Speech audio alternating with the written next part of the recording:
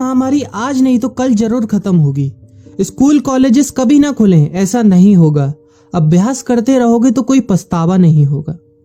Corona महामारी के चलते इस समय स्कूल और कॉलेजेस बंद पड़े हैं, जिसके चलते विद्यार्थियों में पढ़ाई के प्रति लापरवाही देखी जा रही है। इसी को देखते हुए मुंबई के एक स्कूल में हमारे पुराणों में लिखित एक कहानी सुनाई गई और विद्यार्थियों को इस कहानी के जरिए एक मैसेज दिया गया, एक सलाह दी गई। कहानी ये थी कि एक बार भगवान इंद्र किसानों से नाराज हो गए और उन्होंने घोषणा कर दी कि 12 साल तक बारिश नहीं होगी, आप फसलों को नहीं उगा पाएंगे। भगवान इंद्र से किसानों ने विनम्रता पूर्वक विनती की। किसानों की विनती को देखते हुए इंद्र ने बड़ी चालाकी से बारिश न होने का सारा श्रेय भगवान शिव के ऊपर डाल दिया और कहा कि बारिश तभी संभव है जब भगवान शिव अपना डमरू बजाएंगे। लेकिन इंद्रदेव भगवान शिव के साथ पहले ही गुप्त रूप से चर्चा कर चुके थे और उनसे किसानों के साथ सहमत नहीं होने के लिए भी अनुरोध कर चुके थे। जब किसान भगवान शिव के पास बारिश के लिए विनती करने के लिए गए तो उन्होंने भी कह दिया कि बारिश तभी होगी जब मैं 12 साल बाद अपना डमरू बजाऊंगा। निराश होकर वापस लौटते किसानों ने 12 साल तक इंतजार करने का फैसला किया। लेकिन उनमें से एक किसान वापस लौटकर नियमित रूप से अपना काम कर रहा था, खेती कर रहा था, यहाँ तक कि बीज भी बो रहा था। अन्य किसानों ने यह देखकर उस किसान का मजाक उड़ाना चालू कर दिया। कुछ किसानों ने उससे पूछा भी कि आप अपना समय और ऊर्जा क्यों बर्बाद कर रहे हैं, जबकि आप जानते हैं कि 12 साल तक बारिश नहीं होने वाली।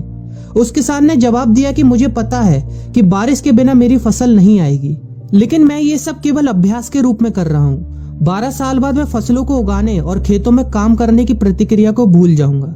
शरीर की काम करने की आदत छूट जाएगी और शरीर आलस का शिकार हो जाएगा। इसलिए मैं अभ्यास करता रहता हूँ कि जब 12 साल बाद बारिश होगी तो मुझे काम करने में मुश्किल नहीं होगी। जब इस किसान की यह बात पार्वती जी को पता चली तो उन्होंने भी चिंतित होकर शिव जी से कहा, आप भी 12 साल बाद डमरू बजाना भूल सकते हैं। यह सुनकर भगवान शिव भी चिंतित हो गए, इसलिए कहीं वो डमरू बजाना भूल तो नहीं गए, इसकी जांच करने की सोची और अपना डमरू उठाकर बजाने की कोशिश करने लगे। कोशिश करते हुए जैसे ही डमरू से आवाज आई वैसी बारिश होने लगी और जो किसान नियमित रूप से अपना काम कर रहा था उस किसान का खेत फसलों से हरा भरा हो गया। लेकिन बाकी सभी बारिश का इंतजार करते किसानों को पछतावा हुआ, क्योंकि उन्होंने अभ्यास करना भी छोड़ दिया था। इसी तरह 2 सप्ताह बाद, 2 महीने बाद या 2 साल बाद लॉकडाउन समाप्त हो जाएगा। कोरोना महामारी भी खत्म हो जाएगी।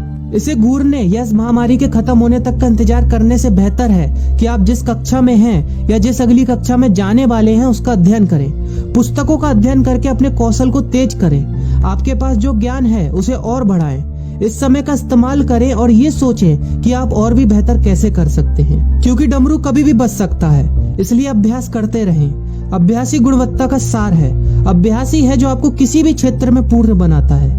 अगर आप अपनी पढ़ाई के प्रति लापरवाही छोड़कर अभ्यास करते रहेंगे तो जब काम करने का समय आएगा, जब भी परीक्षा देने का समय आएगा, तो आप हर चुनौती और अपने हर क्वेश्चन का जवाब देने के लिए तैयार रहेंगे।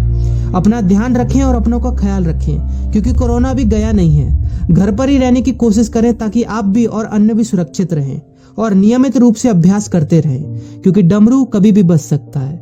वीडियो अच्छी लगी हो तो वीडियो को लाइक और अपने फ्रेंड्स के साथ शेयर करना मत भूलिएगा। और अगर आप एक पेरेंट हैं तो आप भी अपने बच्चों के साथ इस वीडियो को शेयर करना मत भूलिएगा।